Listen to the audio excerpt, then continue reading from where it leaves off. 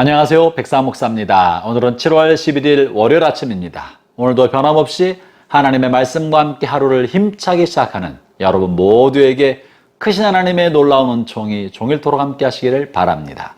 오늘 전 하나님의 말씀은 히브리서 7장 20절부터 28절까지 말씀인데요. 예수님께서 우리의 대제사장, 영원한 대제사장 되심에 관한 이야기를 본문이 계속 다루고 있습니다. 형제자매 여러분, 우리는 죄 가운데 출생해서 죄 중에 살아왔기 때문에 우리가 죄를 벗어나서 살 길이 없습니다.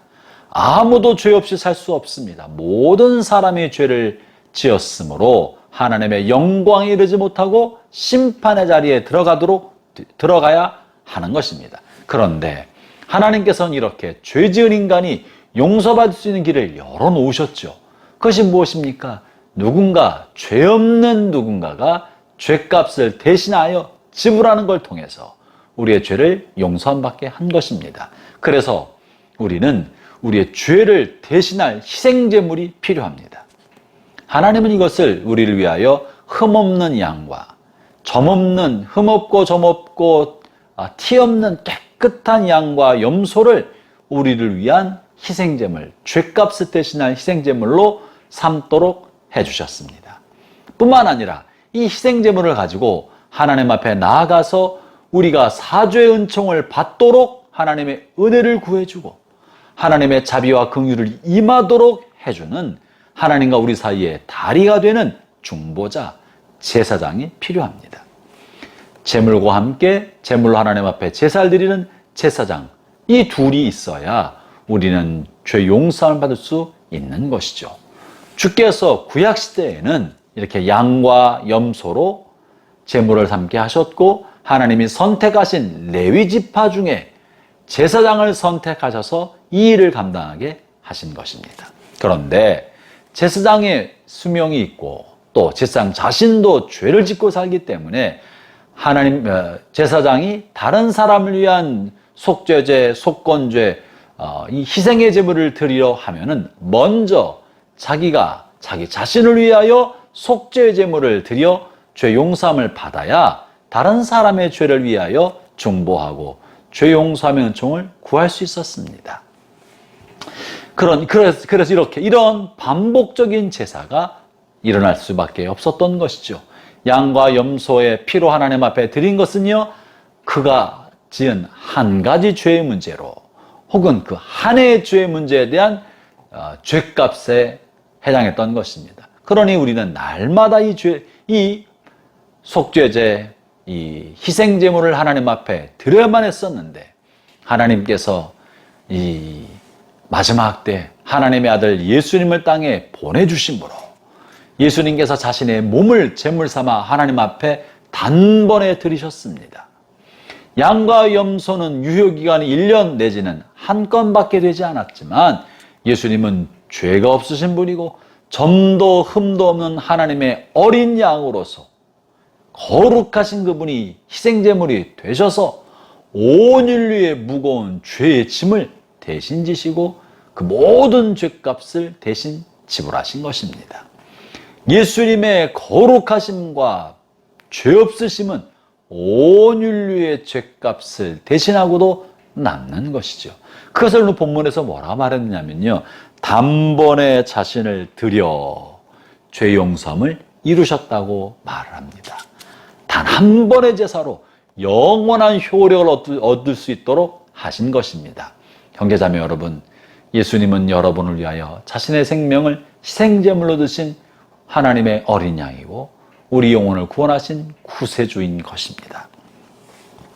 아울러 이렇게 주님께서 자신을 단번에 드려 제물이 되셨을 뿐만 아니라 예수님은 제물을 드려 하나님 앞에 제사하는 대제사장이 되셨습니다. 자기 자신을 제물 삼아 하나님 앞에 드리는 제사장이 된 것입니다. 그래서 예수님이 하나님과 우리 사이의 유일한 다리가 되시고 중보자가 되신 것이죠. 예수님은 구약시대의 제사장은 그 수명이 있었지만 예수님은 영원히 생존하심으로 예수님의 제사장 직분도 영원하고 그 효력도 영원합니다. 24절에 이렇게 말씀하시죠.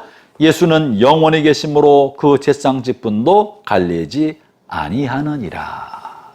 주님은 영원토록 우리의 중보자가 되시고 제상이 되셔서 우리의 죄를 대신하여 하나님 앞에 사죄의 은총을 구하고 또 죄 용서함의 은총을 우리가 받아 누릴 수 있게 주신 것입니다.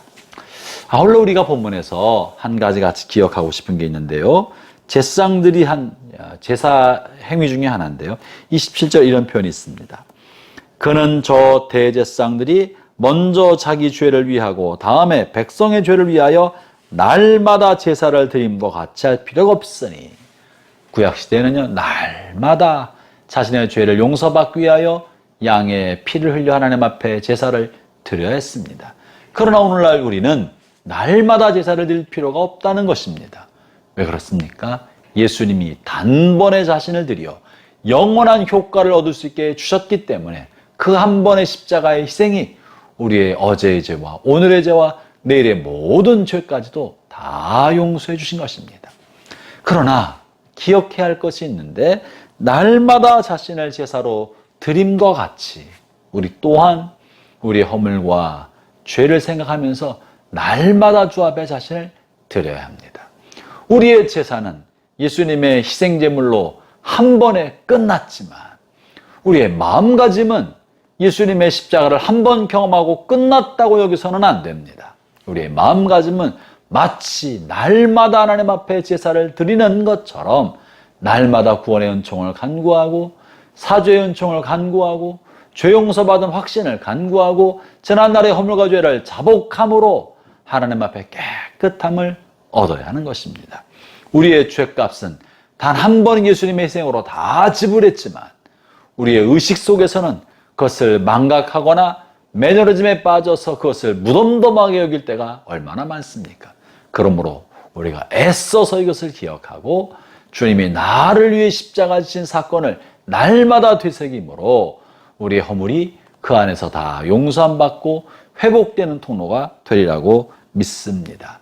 사랑하는 형제자매 여러분, 이 한 주간이 다시 한번 새롭게 출발합니다.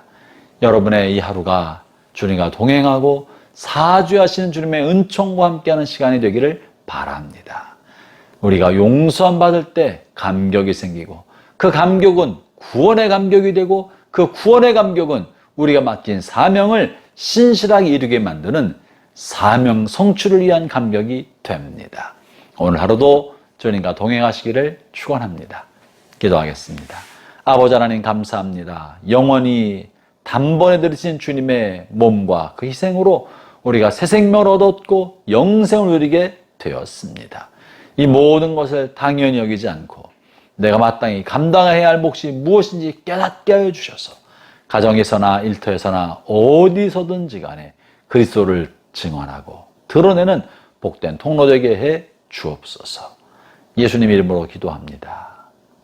아멘.